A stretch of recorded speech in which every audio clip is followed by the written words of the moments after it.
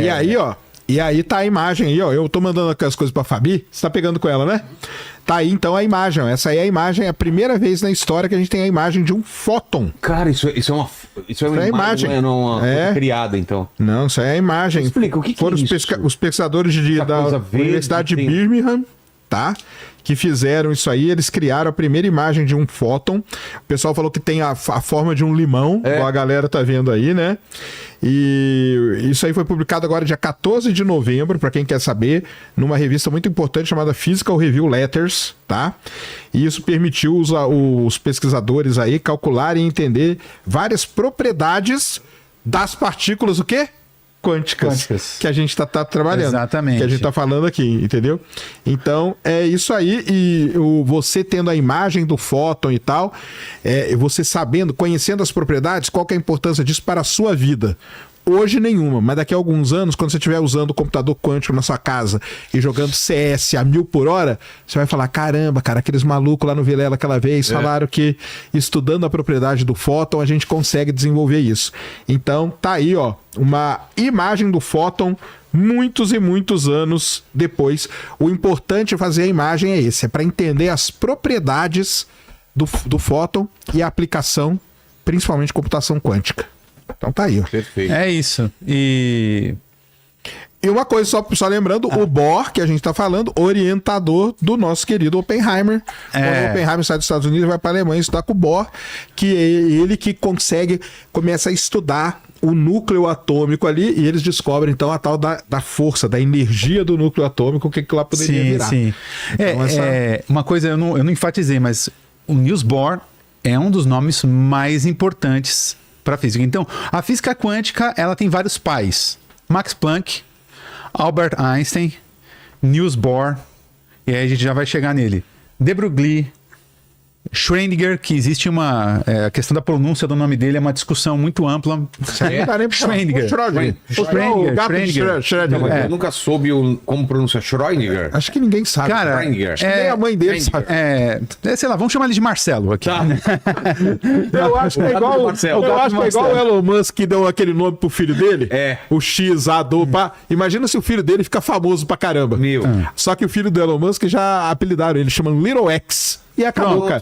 Então, o Schrödinger, cara, sei lá. Vamos facilitar. Não, mas, bom, antes, vamos falar de onda-partícula, né? Dessa coisa de onda-partícula. A principal coisa de todos os tempos hoje, que o experimento.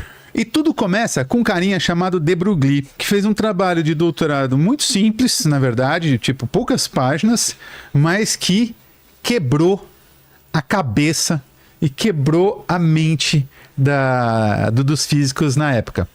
Porque a gente já tinha o trabalho do Einstein, do fotoelétrico, do efeito fotoelétrico, onde então mostrou que luz, e se você tem uma questão de dualidade onda-partícula com relação à luz. Então, a luz ela pode se comportar como onda, como ela pode se comportar como partícula. Perfeito. E aí, eis que vem o De Broglie e diz: e será que se eu tomar, por exemplo, um feixe de elétrons, tá? Elétrons são partículas fundamentais, tá, pessoal? São partículas, são partículas fundamentais que são responsáveis, inclusive, pela eletricidade que chega na tua casa aí. E se eu tiver um feixe de elétrons, e eles já conseguiam produzir aquilo, será que este feixe de elétrons, que é composto por partículas, elétron é partícula, até então era tido, o elétron é uma partícula, os caras já tinham noção até da massa do elétron. O J.J. Thomson foi quem descobriu, se eu não me engano, o elétron, e enfim, era uma coisa muito, muito consolidada. O elétron é uma partícula com massa e carga. Perfeito? Perfeito. Carga negativa ali, convencionou-se.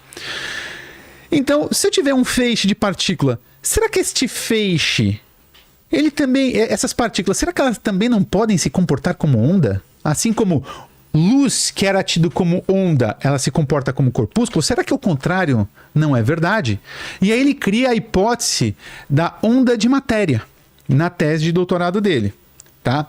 E aí os caras, primeiro, não é possível, aquela descrença, não, todo mundo sabe que elétron é uma partícula e tudo mais e tal. E aí veio o filho do Thomson, e ele consegue descobrir que, de fato, um feixe de elétrons pode se comportar como onda. Ele mostra que um feixe de elétrons pode ter ele quando passa por uma fenda, por enquanto uma fenda só, ele pode difratar. O que é difratar? Difratar é um comportamento ondulatório, tá? Então você tem aqui, você tem uma fenda, aí você pensa que você tem uma frente de onda chegando aqui, tem parede, uma fendazinha aqui. Aí você tem uma frente, é um buraquinho. Você tem uma frente de onda chegando aqui, essa frente de onda chegou e esse buraquinho aqui, ele vai acabar funcionando como se fosse um emissor, né? E aí vai sair ondas aqui como se esse aí, ó. O que é isso? Você colocou difração aí? Efeito de difração? É, exatamente isso. Sim, perfeito. Pode soltar, isso aí mesmo.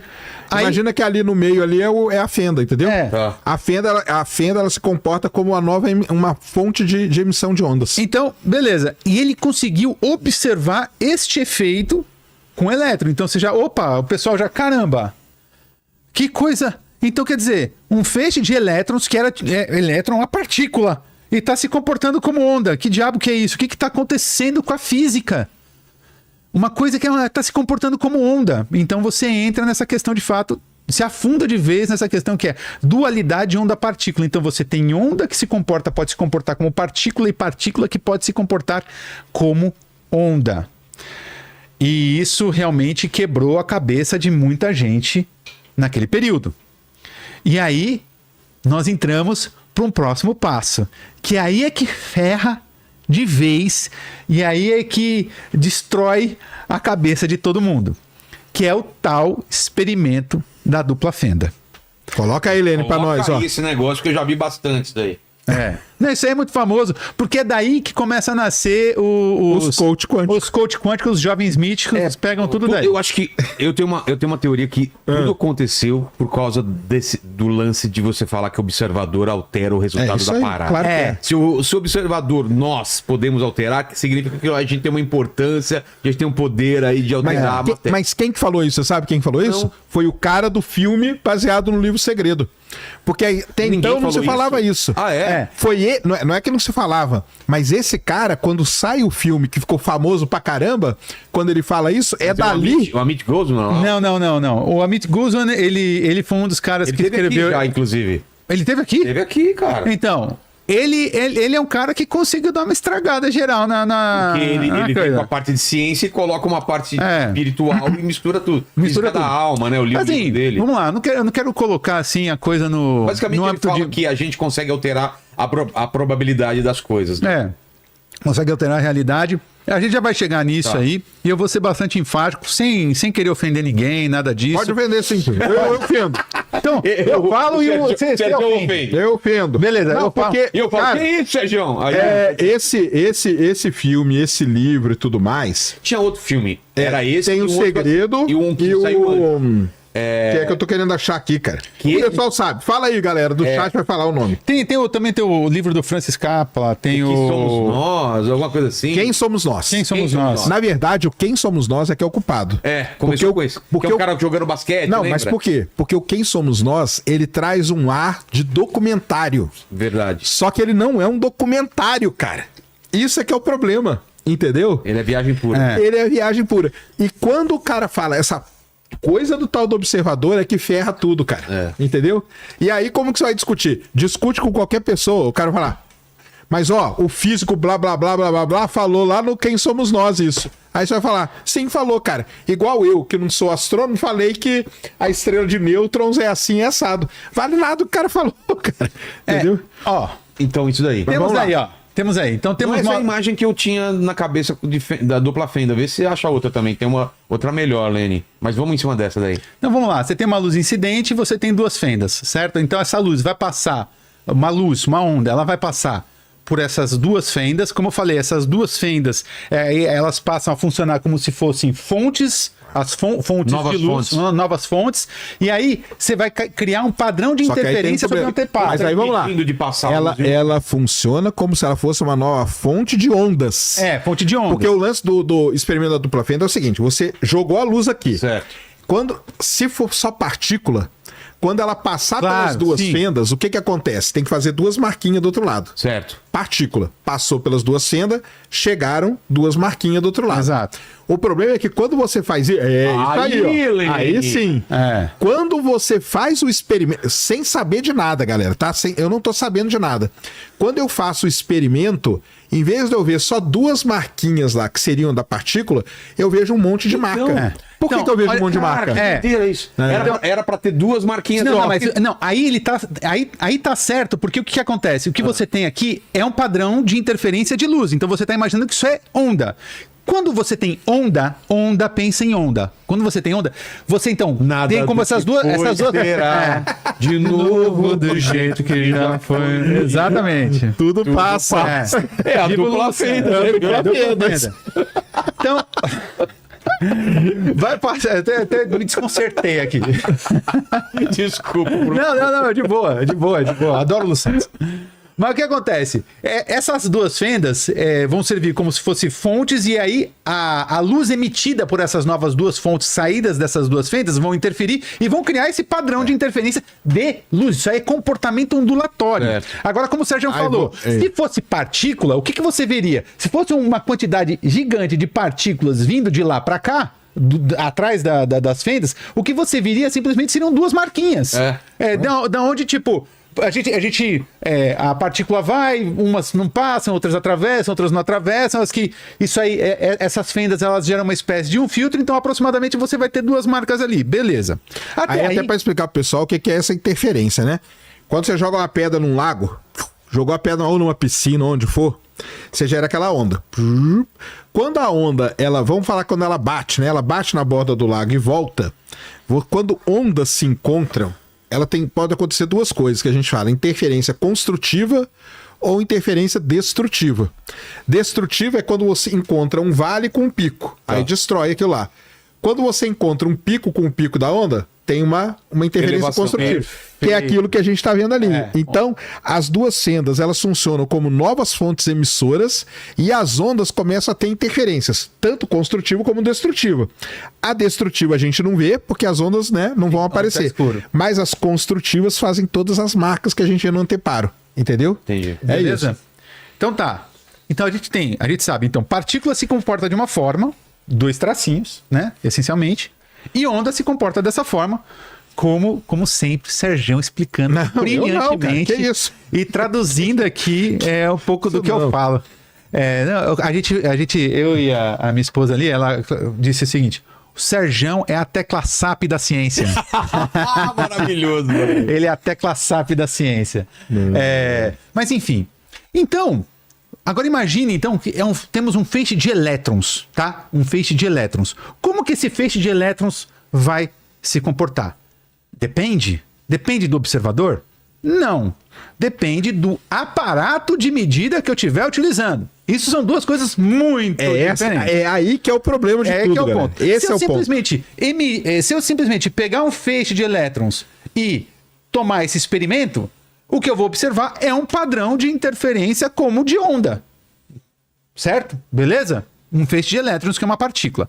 Agora, se eu colocar entre essas fendas e o anteparo aqui, onde estão as luzes verdes, eu colocar alguma coisa para detectar a partícula, eu perco o padrão de interferência.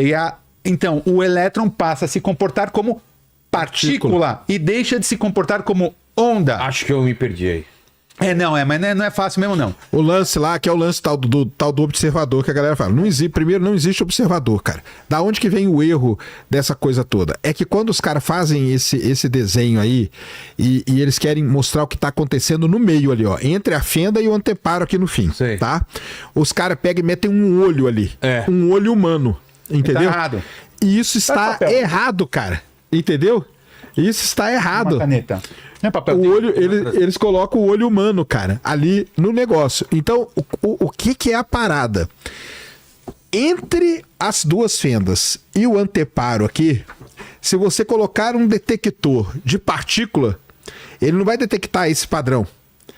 Porque esse padrão aqui é um padrão ondulatório, porque vem da interferência construtiva das ondas. Sim. Se você coloca um detector de partícula ali, ele vai detectar o quê? O comportamento o quê? De partícula. De partícula. Então aí a luz, o elétron e tal, comporta-se como partícula. Se você tira esse detector e coloca o anteparo, você vai detectar como o quê? Como onda, porque você está detectando as interferências construtivas e tal das ondas. Então é isso. Mas não tem o tal do olho, né? O que o Sérgio falou aí? Sim. A ideia é exatamente essa. Eu só queria pegar um papel aqui, só para justamente mostrar isso aqui que o Sérgio falou. Que é, então, eu tenho o feixe. Eu tenho um feixe aqui, certo? Eu tenho um feixezinho aqui.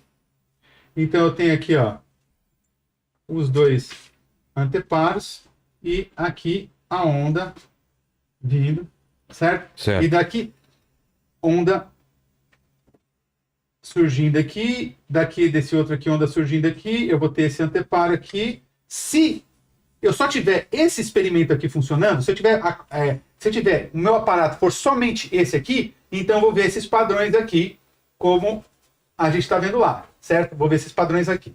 A questão é, se eu coloco um aparelho, isso é um aparelho, não um olho, seus amiguinhos. É porque o erro todo, cara, é que quando fizeram essa porcaria nos livros, eles colocam um fucking olho ali, cara. É verdade. E não é um olho, cara. Aparato aqui Dependendo entre... de quem está observando. Aí o vem, resultado entendeu? muda. Você coloca um aparato entre as fendas e isso aqui, um aparato de detecção de partícula, eu deixo de ter esse padrão aqui e passo a ter só aqueles dois risquinhos. Sim. Entendeu? Ou seja, o meu feixe de elétrons passa a se comportar como partícula, deixa de se comportar como onda. Então é por isso que surge essa confusão.